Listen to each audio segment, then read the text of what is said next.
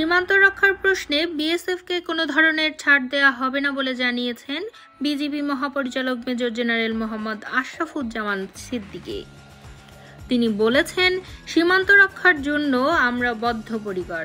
বিএসএফকে আমরা কোনো ধরনের ছাড়, যেটা নিয়ম নীতির বাইরে, আমরা দেব না, এটুকু আশ্বাস দিতে চাই।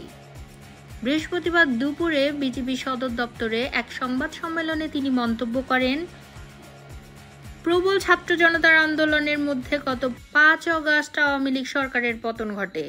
এরপর কি সীমান্তে ভারতের মনোভাব বদলেছে? এমন প্রশ্নের উত্তর দিতে গিয়ে ডিজি আশরাফুজ্জামান বলেন, যেসব মাইনরিটি আছে তারা চলে যেতে পারে। প্রথম থেকে এ ধরনের একটি অপপ্রচার ছিল।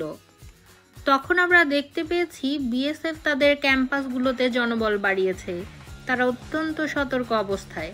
কিছু কিছু ক্ষেত্রে যেখানে ভারতীয় সেনাবাহিনী আসার কথা নয়, দূরে থাকার কথা, সেসব জায়গায় সেনাবাহিনীর মুভমেন্ট আমরা প্রত্যক্ষ করেছি ওই সময়গুলোতে। এসব বিষয়ে লিখিত ও মৌখিক প্রতিবাদ জানানো হয়ে জানিয়ে তিনি বলেন, তারা আমাদের জানিয়েছে এ তথ্য সঠিক নয়।